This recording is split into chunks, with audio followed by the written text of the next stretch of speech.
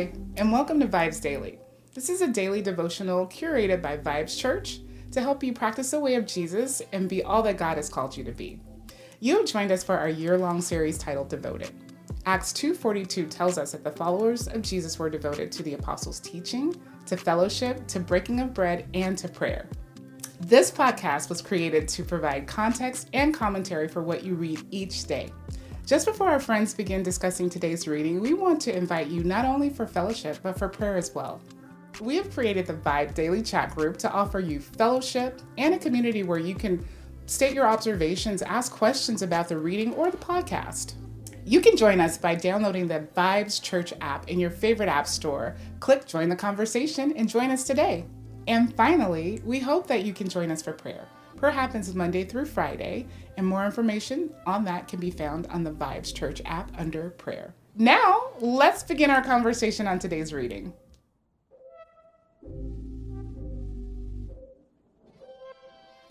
All right, welcome to the VIBEZ Daily podcast. So excited to have you back. It is day 36 of the Devoted reading plan, where we are reading through the entire Bible this year. And so excited to be back again, joined by my wife, Victoria, my friend, Shameeka. Just the three of us this week as we walk through Leviticus. And so excited to have you guys and your thoughts. As we've done the last couple weeks, just want to get started with a quick Bible question. This week I would love to know, what is your favorite Bible verse? I can go first. Mine is Romans 12:2, and it's the one that talks about do not conform to the patterns of the world, but be transformed by the renewing of your mind. And then it continues on to say, like, then we'll know what God's will is for our lives. And perfect will. His good and pleasing and perfect will. Yeah. That's a good one. Yeah, that's something that's always stuck with me, because it's that reminder to, like, despite what I see around me, despite what society is doing, to not conform. And in my lack of conforming to society and following God's will, like, I'm in this perfect space where I'm supposed to be, and his will is good, so that's my favorite. Go ahead and set us up for Leviticus this week, okay? That's a good setup. Like, what are you talking about? I love it. Mine's Isaiah 41:10, which is like, do not fear, for I'm with you. Don't be afraid, because I'm your God. Like, I will help you. I will strengthen you. I'll hold on to you with my righteous right hand. I love that because it's just my constant, like, reminder that God's with me. Yeah. And, like, I don't need to be afraid about anything. And so I really love that. I cherish it. I really, like, there are literally times when I'm having a rough day and, like, I just reach up my hand and, like, act like I'm grabbing onto his right hand. Like, just hold on to me, Lord. Like, I really take every word, like, literal. Good. That's good. Good. That's a good one. Mine is probably predictable, because a couple weeks ago I told you guys my favorite book was Philippians. It's because my favorite passage is in that book, Philippians chapter 4. Really kind of verses 6 through, you can kind of go through 13 essentially. But verse 6 is where it says, be anxious for nothing, but instead in everything, with thanksgiving, bring your requests to God, and the peace of God, which surpasses all understanding, will guard your heart and your mind in Christ Jesus. And then goes on to tell you whatever is true and noble and praiseworthy, think on those things, and the peace of God will be with you. And so, I just love that, because I feel like it's just a formula to me for how to acquire peace, like how to live in peace. And it's just kind of clear and straightforward. And so it's something I feel like I just can remind myself constantly in moments of trouble of how to avoid that. So it's my favorite. But we are in Leviticus, as Victoria alluded to. We'll be in Leviticus this entire week, and we'll actually complete the book this week. So 1 week, one book, to get all the way through it. And by the end of this week, we'll be through 3 books of the Bible by the time we're done. So Genesis, Exodus, and Leviticus will be complete. So Leviticus kind of picks up where Exodus leaves off, right? So Exodus leaves off with different laws that Moses is giving to the people of God. And at this point, Leviticus, which essentially means the book of law, like it means law, is simply that. So as we go through this week, it's gonna be a lot of laws, a whole lot of laws to keep up with. So I just want to look at Leviticus specifically. Today we're going to do chapters 1 through 6. So 6 different chapters, and it really starts with a few different offerings, right? So These are instructions for offerings that the people of God are to give to him for various reasons. And so we can start kind of here at chapter 1, right? Where chapter 1, it starts specifically with burnt offerings, and then we'll go to grain offerings. But anything, just as we look at these offerings as a whole, anything particular that jumped out to you guys as you guys are reading this as something either interesting or revealing to you guys about God's law? Yeah, I first want to say that I just appreciate Leviticus, this book, in a whole new way that I didn't before. Again, I probably mentioned this before, like these are typically the books in the Old Testament that I'm just like skimming through. I'm struggling to read through. I'm like, it's a bunch of laws and all that stuff. But I really felt like God has really opened my eyes up to it, to really see that although he took the Israelites out of Egypt, he's continuing to take Egypt out of them. And like he's continuing to set the tone to show them what it looks like to be holy. Yeah. And just like any child, when you're learning something new, it's going to be a lot of repetition, a lot of repeating, like a lot of just walking through the different things. So I, for that reason, appreciate now these books in a different light, because I'm like, oh yeah, like they're having to unlearn what they were accustomed to and relearn a new way of living. But specifically when it comes to the different offerings, like I do love how in verse 4 it says that it, like, with these offerings, it will be accepted on your behalf to make atonement for you. And so it's like God is giving them a chance to kind of make things right with him. Like, and I feel like that's just testament to his grace and his mercy of like, yeah, I know that you guys are going to sin. Like, you're imperfect people. Like, there's going to be things that would and could separate me from you. But as a result of that, like, I'm still giving you a way to make reparations for your sin. Yeah. I love that, because to that point, I was stuck at verse 1 where it was saying that the Lord called Moses and spoke to him from the tent of meeting. And at this point, I guess we're assuming that this is actually the tabernacle, because at the end of Exodus, in the last few verses, it says that like the cloud of the Lord settled in the tabernacle, but Moses wasn't able to go inside. Like Moses had to stay outside. So even just him saying like, okay, Moses was spoken to from the tent, right? And not that like Moses was in his tent with the Lord at this point, just even showed even the separation between Moses and God, like the people and God, like, and this is all of it, because it's just like this attempt to get back into the Lord's presence, like the holiness and the cleanness. So I just even think that was interesting, because I'm like, wait, hold on, like Moses and God been face to face and stuff, like he can't even go in this tabernacle. We don't even see him go in until he actually makes consecrates the priests. Yeah. That is true.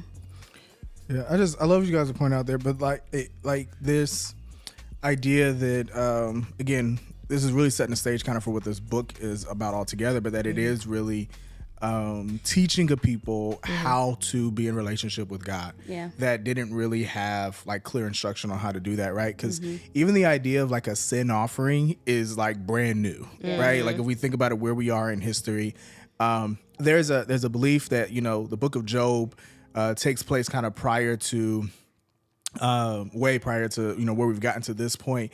And Job himself also offered offerings and sacrifices like on behalf of his kids when they sinned. But outside of that, like there's not a lot of you know, repetition or even mention of people offering a sacrifice to have atonement for sin, right? To be back with God. And so he's like, to your point, he's establishing this opportunity for relationship and this opportunity for reconciliation with him that had not existed to this point. And so, it really is like, okay, it might seem like, in my opinion, right, and no pun intended here, it might seem like overkill, like with all of what is required of the people of Israel. But at the same time, it's like, but this is also the first opportunity to actually have atonement, right, for our sins. That, and so, like, I mean, if almost anything I would do for forgiveness, right? Like almost anything I would do for atonement. And so when I look at it, I go, okay, maybe he's actually not asking that much of them, you know, ultimately for the sake of redemption and reconciliation from sin. And so, that's what we see really here in this burnt offering kind of here at the beginning is that it's all about that. It's about atonement. It's about becoming right with God, this relationship with God.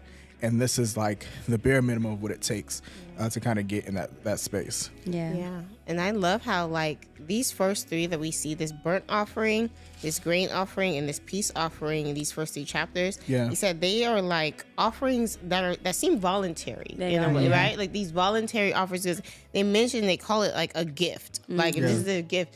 And I love that it looks like here, like this is your choice. Like, and an opportunity to have a 2-way relationship. Like it's not just take from the Lord. Like I feel like the Lord is inviting them into an opportunity to give back to him out of their willing heart. Like, and so when I'm looking here at this general burnt offering to the Lord here, it's like he gives them choices, right? You can get something from the herd, you can get something from the flock, you can give like a bird, like whatever you choose to give here to me, like there's not a set thing. Because in some of the ones we see later on, like it's a set thing. Like you know, it's gotta be one male unblemished, you know, cattle, like it. But I think here I feel like he opens it up to like communion with him. You know, that's something that that stuck out to me as well. Like because you do see the first 3 are voluntary, and then the sin and the guilt offering are the ones that are requirements. But to your point about like how some of them there's like a variety of what you can bring, I felt like that was God being so inclusive to make sure that like even for those who are poor. Like even for those who may not have like the best of the best, they may not have any lamb or sheep, like I'm still providing a way for them to bring something to me. And I think later on in the text it probably even says something like, you know, for people like, hey, if such don't have it, like help them out, give it to them, like allow them to be able to take part in these offerings. And so I just was like, that's so like God, to make sure that no one is left out, because he really cares about that. And just like how he allowed the free will of people to bring like the silver and gold and stuff when it came to like building the tabernacle, I feel like he also set in that same tone of like you said, this is a 2-way street. Like as much as I am here with you and I'm pursuing you, there's still a pursuit of me that I want to see in you as well. And so I feel like it's giving them the opportunity to also give in that way. Yeah, no, that's a good point. I think one of the things that also sticks out, and I love that. I love you guys like dividing kind of the voluntary offerings from the required offerings, and even just the fact that the voluntary offerings are first. It goes back to some of what we talked about before, where like God desires our heart first and foremost, and even just in response to like some of what we saw kind of traditionally, a lot of offerings were already voluntary, right? Ones that we have seen before, where it was like Noah coming off the ark, or you know, Jacob or Abraham. Oftentimes, like they were voluntary. Like, hey, this is just either my gratitude to you, or you know, things of that nature. So I think it's interesting that they lead with those before they get kind of to those mandatory ones. But I want to say, like, just off rip, when I first started reading, probably the first thing that just stuck out to me that I don't know if I've ever seen before for whatever reason, I just didn't realize like how much priests were like butchers, like, and what they really had to do. Like I feel priests have always been in my mind just like, you know, they intercede on behalf of the people for God. They'll pray on their behalf. They'll offer a sacrifice. I thought about that, but I don't know if I just ever like thought about the detail, like of how they had to gut these animals and like deal with their entrails, they sprinkling blood. I just like, splashing it everywhere. I'm like, y'all got gloves on? It was. I mean, they were practically butchers. Like I just couldn't imagine that as like the people who are on behalf of God, like interceding on behalf of God, like that was a requirement. And I couldn't imagine like my local pastor just, you know, cutting up animals on the side all the time, like type of thing. And so I don't know, for whatever reason, it really came alive to me as I was reading these that like, I was like, they are really going ham on these animals and how they have to cut them and prepare them, you know, for these offerings, which I thought was really interesting. And to your point, I was wondering like maybe because their job is very intricate and tedious, and I mean, it's messy. Like I just imagine it smelling like, and just really being this bloody thing. But I wondered if that's why, like, a lot of the offerings, the priest and their family got to actually have like part Eat of from those it. things. Yeah. Yeah, like they got to eat from it. And I feel like that was God's way of showing too that like he sees his priests, he's going to make sure they're taken care of, and like with their labor, like he's going to provide for them as well. So they were able to have some of the finest of these, like, you know, the flowers and the breads and the offerings and like all the things that were cooked and stuff as a result of their labor. So yeah. Yeah, I was gonna say, I think some other things that I just noticed in these offerings, and I mean, I'm kind of taking chapters 1 through 6 here together in a little bit, but I do notice, and I think Victoria, you mentioned this, just kind of how specific and particular God was about each one of these offerings, right? It had to be, you know, without blemish, or it had to be of, you know, without, or it had to be salted specifically, or without yeast, right? And just that there were these specific instructions that God gave, and I thought that was, you know, one is just very characteristic, like part of his character, right? That he's very detailed and specific. I thought was one thing that I saw consistently across them, and then the other thing that I saw was just that nothing was wasted. That even though, you know, he would call for the life of an animal or for a grain offering or something, like there was still a purpose, as you said, like it would feed a family, right? Or there's a family of Levites or the priests, but like nothing was wasted. It wasn't just like, let's just cut it up and then throw it away and throw pieces away, but it was meant to be kind of consumed as a whole. And so those are just kind of two themes I noticed throughout these offerings that I thought were interesting myself. Yeah. And I do love how, like, for God, like, these things were pleasing aromas to him. Like, whenever I see that term, I'm just like, it's like you immediately think of the house being filled up with just like the smell of like, you know, food or Thanksgiving or even breakfast. And it's like, God is like, is finding satisfaction in even just the smell of it. But I did think it was interesting too, to see how there were certain parts of the animals that were only designated for God. So for example, chapter 3 talks about the fat, like you must not eat any fat or any blood, and how like the fat belonged to the Lord. And so I think it was still God's way of showing like, I'm gonna get the best of the best. Like what is the best of the best is for me, and I'm still, you know, being honored in that way. And to that point, I think when you were even just speaking about like this aroma and that he's enjoying it, I did notice that in like the grain offerings here, this voluntary one, that like there was oil and frankincense like that was put with it, which I was like, oh yeah, it probably like, you know, smelled really good and, you know, had a nice aroma. But when it comes to the grain offering later on in chapter 5 for the sin or the jealousy offering, he's like, don't put no oil or frankincense in that. Like he doesn't find pleasure, right? And you having to come with this sin offering. That's just how I interpreted it. But it's like this voluntary gift is pleasing. But like your sin offering is not pleasing. It's just something that's mandatory. And I do love that, like you said, the first fruits, like here in even in the grain offerings, like bring me your first. Like bring me the first.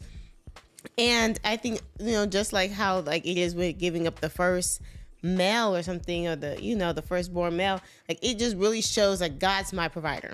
Like I'm going to honor him first, but he's the one, he's my source of provision, my source of prosperity. Like he is the one who is giving me these things. And so I'm going to give him back the best, not the leftovers. Yeah, I think something you pointed out is very true of life. Obviously our relationship with God as well, but of life, which is I cannot please you when I owe you. Like in a sense of you know, these sin offerings and guilt offerings, these are debts to God, right? Like you're indebted to God because I have sinned, I have wronged you.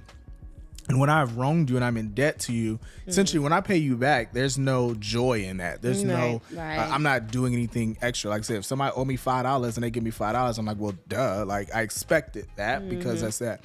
But these voluntary offerings, which are over and above what you owe, right? When you do that, like that is when you can actually please or do something that again that shows kindness or whatever the case may be. And again, it's like that in life, right? If you owe me something, hey, you just gave me what you owe. Yeah. If you just handed me $5 out of nowhere and was like, man, here's a coffee for the day, like that feels different. That same $5 feels different when it was just like extra versus, something you owed me. And I think that's what you see in the difference in those offerings. God is establishing like, yeah, for what you owe, you can't please me with this. This is just bringing us to even, right? This is atoning for a debt. But when you give me above and beyond and you give me your best, that's a pleasing aroma. Like that pleases me. That is valuable. And I think we see that kind of play out there. Yeah, that's really good. I was going to say, like, I do love how the sin offering and the guilt offering, like when you read through it and you see like God is making sure he's taking care of everything. So like he's making sure that the Israelites know how to treat people. Like they know how to treat their neighbors. And like, even for the things where it's like, oh, it wasn't intentional. He's like, I still want you to present a guilt offering to me. So again, it's like that set in the stage of like how I'm calling you to live. And how for both of the sin offering and the guilt offering, like forgiveness is provided, but the difference is like one with the sin offering, it restores like fellowship back to God. But for like the guilt offering, that's the one that there's a price that you have to pay. Yeah. Like even when you give and sacrifice, like now you got restitution associated with it. That's good. Along with whatever offering you're giving. So I thought that stuck out to me and seeing those differences in them. Yeah. I even like how he broke down in chapter 4, like, if the congregation sins, this is it, okay? Yeah. And if it's just the leader, okay, here. If it's a common person, it's like here.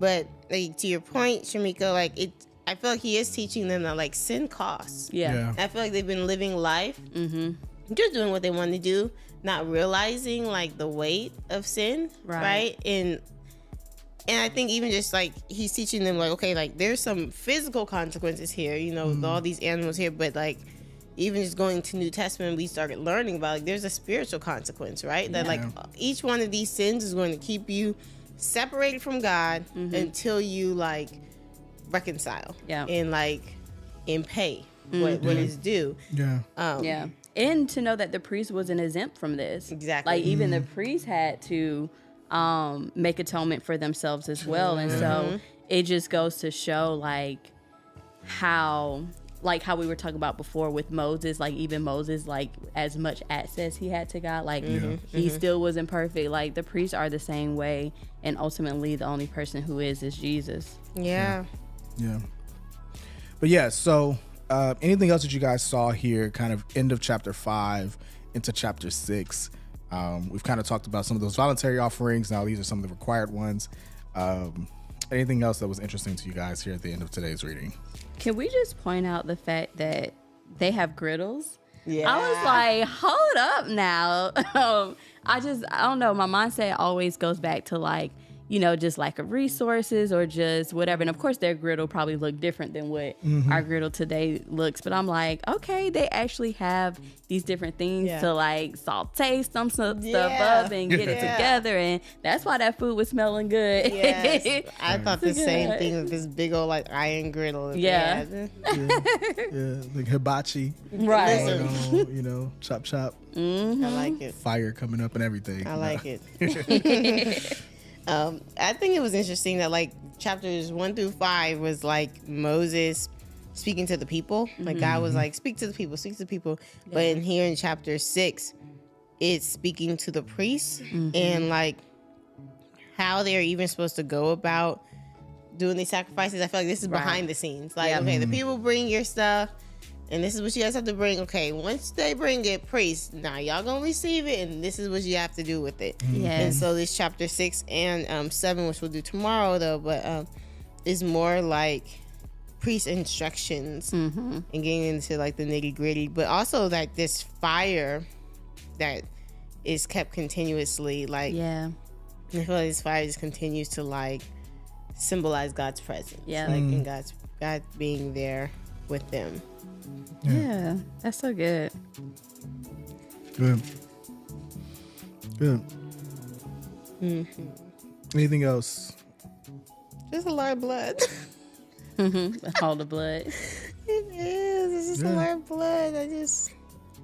They sprinkling and spattering it everywhere. I'm just like, oh Lord, hold on. Yeah. All right.